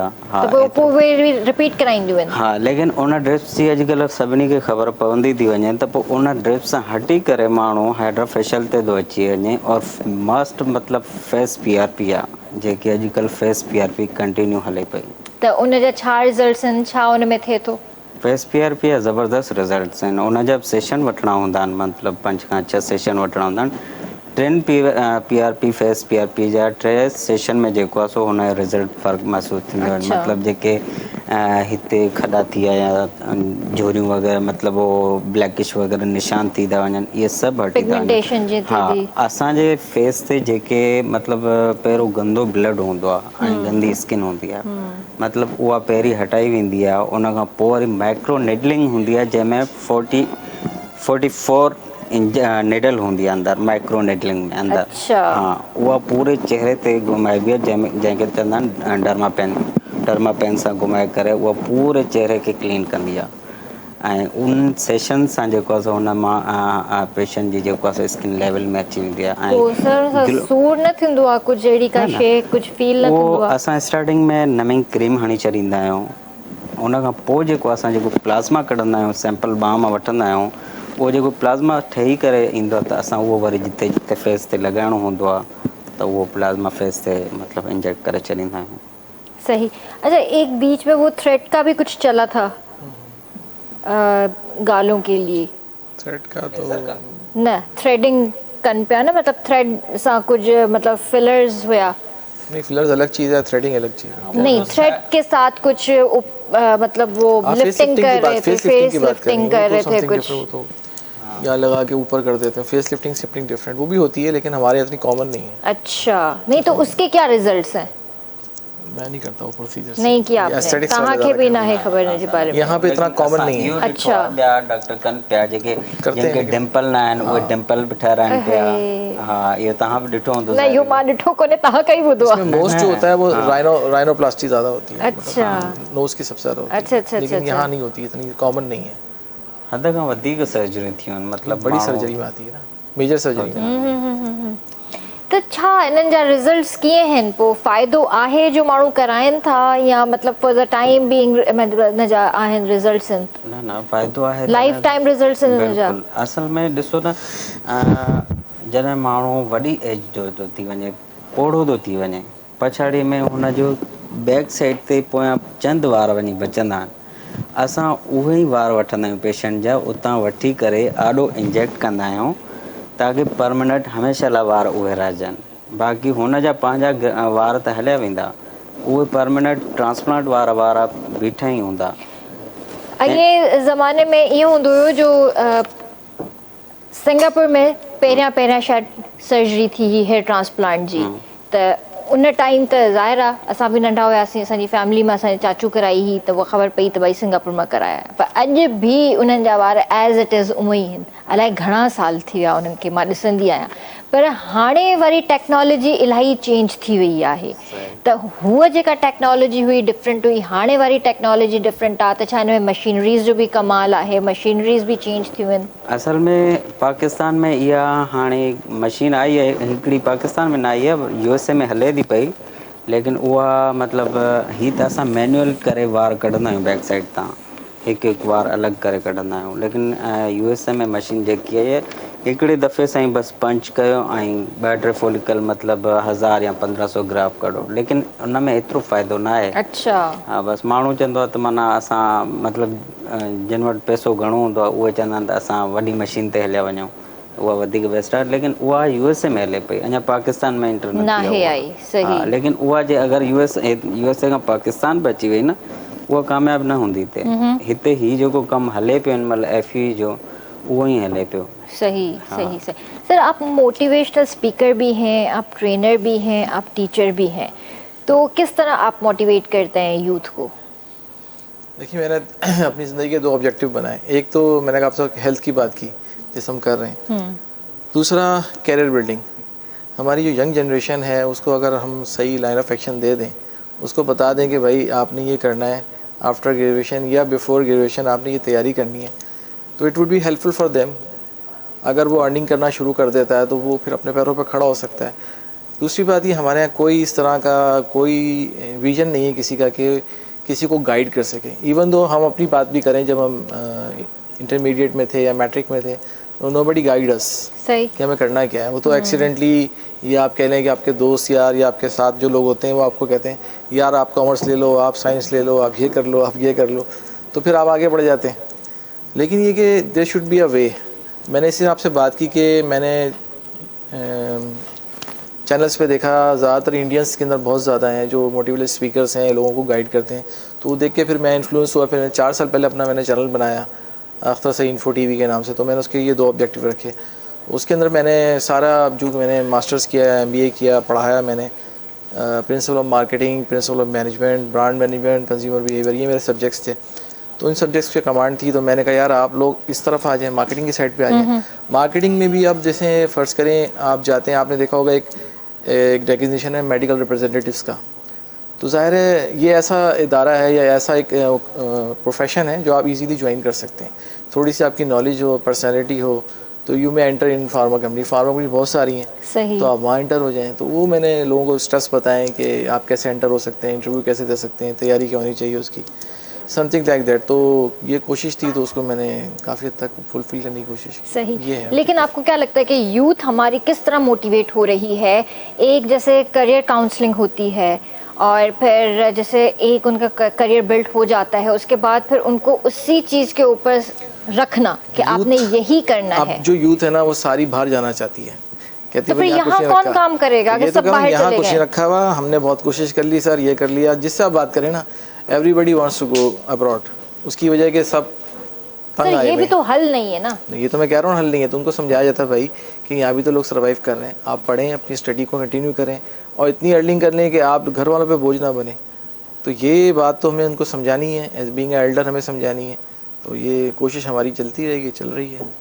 इंशाल्लाह अल्लाह बेहतर करे। सर तव्हां बि माशाल्लाह जीअं प्रोफेसर आहियो कराची यूनिवर्सिटी में पढ़ायो पिया, त तव्हां यूथ खे कीअं था ॾिसो हिन टाइम? मैडम असल में मसइलो इहो आहे त अॼोको जेको नौजवान आहे उहो ॾाढो जल्दबाज़ ऐं रिएक्शनरी थी वियो आहे। हुनखे सोचणु खपे ऐं जल्द रिएक्शन न ॾिए। ऐं तव्हां सोशल मीडिया ते ॾिसंदा किथे को वाक़ियो थियो आहे, नाहे थियो, पक थी न थी, हिकदमि जेका सो शुरू थी वेंदी आहे। हिकिड़ी ॿोॾ टाइप जेका सो अची वेंदी, जेको बि शरीफ़ माण्हू हुनजे साम्हूं आयो उनखे बि लोड़ींदा वेंदा, ऐं बाद में ख़बर पवंदी भई इहा ॻाल्हि त सही कान हुई। पोइ पिया एक्सक्यूज़ कंदा, पोइ पिया माफ़ियूं वठंदा, पोइ पिया पोस्टूं हटाईंदियूं। इहा ॻाल्हि मुंहिंजो अक्सर जेको आहे नौजवाननि खे इहो चवणो हूंदो आहे त जल्दी में रिएक्शन न ॾियो। ऐं जल्दी में रिएक्शन उहो ॾींदो आहे जेको सोचींदो न आहे। जंहिं वटि सोच ऐं फहम हूंदो उहो जल्दी रिएक्शन न ॾींदो। ॻाल्हि ज़ाहिर दिमाग़ खे अचे थी त दिमाग़ में एतिरी जाइ त हुजणु खपे जो उहा कुझु देरि त उते तरसे, उनखे प्रोसेस करे त इहो वाक़ई थियो आहे नाहे थियो। जे थियो आहे त उनजा कहिड़ा रिप्रेक्शन थी सघनि था, कहिड़ा हुनजा जेका सो असर थी सघनि था। जे नाहे थियो त उन ते छो रिएक्शन ॾिजे। ऐं लतीफ़ साईं जो ॾाढो ख़ूबसूरत शेर आहे हिन हवाले सां त हू चवनी तूं मचो वातां वराए। जेकॾहिं कोई तव्हांखे चई थो वञे त तव्हां साॻे लबो लहजे में साॻी ॻाल्हि हुननि खे मोटाए न चओ। हू चवनी तूं मचो वातां वराए, अॻ अॻराई जो करे ख़ता सो खाए, पांद में पाए वियो कीने वारो कीनकी। त जेको कीनो रखे थो, बुग़्ज़ रखे थो ऐं अॻराई करे थो त उनखे मिलणो त उहे बि कुझु कोन्हे को। हक़ीक़त में फ़तेह त उनजी थींदी जेको ख़ामोश आहे ऐं पंहिंजे जेको आहे सो हुन में रम्ज़ में रहे थो पियो ऐं पंहिंजी सोच ऐं फहम धारे थो। असां वटि असांजो जेको नौजवान आहे उहो सोच ऐं फहम खां परे थो थींदो वञे। ख़ासि तौर ते जेको अॼु जेका हीअ जेका ईअं सम्झो त ज़ी जनरेशन जंहिंखे असां हा इंतिहाई जज़्बाती आहे। हुन पेपर में फेल थियो वञी फाओ खाई छॾे, किथे कंहिं इम्तिहान में फेल थियो त उन को वॾो नुक़सानु ॾेई छॾी पंहिंजे पाण खे। त हीअ जेको ज़िंदगी आहे इन जेको आहे न उहो इन जो शेर आहे जॉन एलिया जो त इन किताबों ने बड़ा ज़ुल्म किया है मुझ पर, इनमें एक रम्ज़ है और उस रम्ज़ का मारा हुआ शख्स। त इहा इन्हनि जी जेका रम्ज़ आहे उहा रम्ज़ असांजा नौजवान नथा सम्झनि त भई असां जेकॾहिं जेको बि कमु कयूं था इहो शुरू जॾहिं अॼु असां कयो आहे त इन जो नतीजो किथे पहुचंदो, इहा आख़िर ताईं दंग किथे कंदी ॻाल्हि। जेकॾहिं असां उन वक़्तु कमु शुरू करण खां पहिरियां उन जो नतीजो ज़हन में रखूं त आउं सम्झां थो त नेगेटिव एक्टिविटीज़ मां ॿाहिरि निकिरी ईंदो, ॿाहिरि उन में हमेशह हाकारी ऐं पॉज़िटिव जेको आहे सो सोचींदो। त इन शइ जी ज़रूरत आहे असांजे नौजवान खे। हिकु त रिएक्शन न ॾिए, जल्दी रिएक्शन न ॾिए, शइ जेका अचे थी साम्हूं उन ते थोरो सोचे, थोरो फहम सां, थोरो अकुल सां, थोरो ज़हन खे इस्तेमालु करे ऐं उन ते ॻाल्हाए डिबेट करे, पर रिएक्शन या फ़ैसिलो पंहिंजो न ॾिए। त हीअ असांजो जेको नौजवान जल्दी फ़ैसिलो थो ॾिए, हिकु त इहा ॻाल्हि। ऐं ॿियो असांजो जेको बि नौजवान आहे उहो ईअं सम्झो त वन मैन शो बणिजंदो थो वञे। माना हू चए थो सॼो क्रेडिट मूंखे मिले, टीम वर्क में बिलीव नथो करे। हालांकि टीम वर्क इंतिहाई अहम आहे। जंहिंजो जेको ड्यू रिगार्ड हुजे उहो हुनखे ॾियणु खपे। हीउ कमु असां कयो आहे, हिन में ही दोस्त गॾु हुया, हुननि सां गॾु जीअं डॉक्टर साहिबु चयो त जेको आहे मूंखे हथु वठी हलाइण वारो जेको आहे सो डॉक्टर मंज़ूर कादिर उनड़। त हाणे उहो माना इहो हिकिड़ो रिगार्ड ॾियणु आहे न, ईअं त चइबो न इहो सॼो कुझु असां पाण जो कयो। या डॉक्टर साहिबु चए थो त मूं पढ़ियो, सॼी फैमिली डॉक्टर्स हुई ऐं उन्हनि मां मूं पढ़ियो, हुन खां पोइ मूं पाण फ़ैसिलो कयो त हाणे मूंखे त ईअं ड्यू रिगार्ड ॾियणु खपे जेको असांजो नौजवान अॼु नथो ॾिए। इवन उस्तादनि खे ड्यू रिगार्ड नथो ॾिए। त उस्ताद जंहिंजे बदिले या जंहिंजी महिनतुनि जे तवसुस सां उहो कंहिं जाइ ते पहुतो आहे हुनखे उस्तादनि खे हर वक़्तु ड्यू रिगार्ड ॾियणु खपे। ऐं ईअं जेकॾहिं कंदो त आउं सम्झां थो नौजवान असांजो टैलेंटेड ॾाढो आहे, हुन वटि टैलेंट तमामु घणो आहे। पर हुनजो टैलेंट जीअं अंग्रेज़ी जी हिकिड़ी चवणी आहे न त we have lost our wisdom into knowledge and we have lost our knowledge into information. सही त असां पंहिंजी ॾाहप ॼाण में ऐं ॼाण इतला में तबाह करे छॾी आहे। सही। त असांखे इन मां निकिरणो पवंदो, असांखे उन विज़डम वारे खाने में रहणो पवंदो ऐं शयुनि खे ॿिए नमूने सां ॾिसणो पवंदो। लतीफ़ साईं जो हिकिड़ो मैसेज आहे जंहिंमें ॿधी ऐं इतिहाद जो आहे, ऐं अक्सर उहो पढ़ंदो आहियां त छिॼ कतारां साथ चढ़ंदो लकीअं, don't go away from the queue. कतार खां ॿाहिरि न निकिरो, ईअं न सम्झो त आउं ई सभु कुझु आहियां। कतार में माण्हू हुजे, पंहिंजनि सां गॾु हुजे। छिॼ कतारां साथ चढ़ंदो लकीअं, मछण पई पुआं वॻ वाट न लही। ईअं न थिए जो सुभाणे तोखे रस्तो बि हथ न अचे। त ईअं असांजे नौजवान खे हिकिड़ो त ॿधी ऐं इतिहाद में रहणु खपे ऐं ॿियो जल्दी रिएक्शन न ॾे। त इहे शयूं ॿ जेके इहे सम्झी वठनि। नेगेटिविटी तमामु घणी हा, थी त आहे, उहा तमामु घणी शइ थी वई आहे। बिल्कुलु इहा शइ आहे। हिक ॿिए सां मिलंदा बि, थोरो ॿाहिरि बि किथे ॾिसंदा असांखे नेगेटिव वाइब्स ॾाढियूं ओके, फिल्म जो डायलॉग आहे न त पंहिंजे फेल थियण ते एतिरो रंज माण्हू न आहे थींदो जेतिरो दोस्त जे पहिरें नंबर अचण ते रंज थींदो आहे। त असांखे पहिरें नंबर ते रंज थियण जे बजाए ख़ुशि थियणु खपे त असांजो दोस्त कामयाबु थियो आहे। त ईअं असांखे दोस्तनि जूं ख़ुशियूं सेलिब्रेट करणु खपनि रेदर देन की मुंहिंजूं ख़ुशियूं। त हाणे मुंहिंजी ख़ुशी आहे त दोस्त सभु अचनि, दोस्त जी ख़ुशी आहे ऐं हुन में न वञा, ईअं न थियणु खपे। असां सभिनी खे गॾिजी सॾिजी ऐं जेकर ऐं इन नुक़्ते ते जेकॾहिं असां अमल कंदासीं, ऐं सम्झंदो ज़िंदगी जन्नत आहे। हिन काइनात खां, हिन हसीन ज़िंदगी खां वधीक त ॿियो कुझु बि कोन्हे। जिते तव्हांखे हेॾी सारी ख़ूबसूरत फितरत तव्हांजे साम्हूं आहे, जिते एतिरो ख़ूबसूरत आसमान तव्हां वटि आहे, जिते ख़ूबसूरत धरती तव्हां वटि गॾु आहे, जिते तव्हांजा कंपेनियन्स आहिनि, दोस्त आहिनि, अहबाब आहिनि, मिट आहिनि, माइट आहिनि जेके तव्हांजी केयर कनि था। हेॾो सॼो कुझु हाकारी आहे, पॉज़िटिव आहे, असां में नाकारियत किथां थी अचे? इहा न अचणु खपे। सही, ज़बरदस्त ॻाल्हि। सर, आप सिंगिंग भी करते हैं, हमने सुना है, थोड़ी बहुत तो करते हैं। नहीं करता हूँ, लेकिन मसला ये कि मैं कैरोके पे करता हूँ तो ज़ाहिर उसमें मुझे रिटन में लिखा होना चाहिए, तो मैं फिर उसी हिसाब से थोड़ा बहुत कर लेता हूँ। थोड़ा बहुत, अब ऐसा ना करें सर। देखिए मुझे वहाँ से आवाज़ें आ रही हैं कि गाना गवाओ। मेरा ख्याल है माइक आपके बराबर में ये कहीं। यहाँ तो नहीं है माइक। नहीं है माइक, अच्छा वैसे ही आप फिर सुनाएं। अच्छा, मैं मेहदी हसन साहब का एक गाना है, मुझे तुम नज़र से गिराते रहो, मैं उसके दो मिसरे सुना देता हूँ। डॉक्टर साहब तव्हांजी बि वारी आहे। सॉरी, तव्हांजी बि वारी आहे। मां सिंगिंग न कंदो। ये वरी कीअं? अरे तो सब गाईंदा। नहीं, उससे पहले मैं एक शेर सुना देता हूँ। इन्होंने जुल्फों में शेर सुनाया था कि सर से उतरती हैं तो शानों पे बिखर जाती हैं। सर से उतरती हैं तो शानों पे बिखर जाती हैं, तूने जुल्फों को बस सर पे चढ़ा रखा है। आपकी जुल्फें देख के मुझे याद आया। हाँ, बस मैंने आज इनको सर पे चढ़ा कर रखा हुआ है। तो वो ये है कि मुझे तुम नजर से गिरा तो रहे हो, मुझे तुम कभी भी भुला ना सकोगे, मुझे तुम नजर से गिरा तो रहे हो, मुझे तुम कभी भी भुला ना सकोगे, मुझे तो यकीन हो चला है तुम। बस थोड़ा सा मुझे इतना ही सही आता है, मैं आगे मैं इसको नहीं कर सकता। लेकिन अच्छा था, अच्छा था। हाँ, अच्छा था। ये कामरान साहब जो हैं, मैं आपको बता दूं, मेहदी साहब के 9 बेटे हैं। जी। उनमें से कामरान साहब ने इसकी लेगेसी को आगे बढ़ाया। तो he is known to my friend and my patient also. अभी आए हुए थे, वो अभी गए हैं 15 तारीख को दोबारा अमेरिका गए। अच्छा। तो I used to sit with हिम, तो थोड़ा बहुत उनसे नहीं सही है, अच्छी बात है। लेकिन आपने इसको एज अ करियर नहीं लिया? नहीं, मुझे इतना टाइम ही नहीं मिलता। हाँ, फैमिली में बैठे होते हैं, मैंने कहा ना rock is something different. Jamming करना, वो इस तरह होस्टिंग, तो होस्टिंग में माइक आपके पास होता है तो आप कुछ भी कर सकते हैं। हाँ, ये तो हकीकत। अभी आपके पास है तो आप कुछ भी बोल सकते हैं। नहीं, इतना भी नहीं बोल सकती, थोड़ा सा। लेकिन हाँ कि मैं लेग पुलिंग बहुत अच्छी कर लेती हूँ। नहीं, leg pulling is something different. बाकी ओवर टू डॉक्टर साहब। जी डॉक्टर साहब, तव्हां छा था ॿुधायो? असल में मां सिंगिंग कंदो न आहियां। सर, कोई भी कोन कंदो आहे, हे बि कोन कंदा आहिनि, हे बि कोन कंदा आहिनि।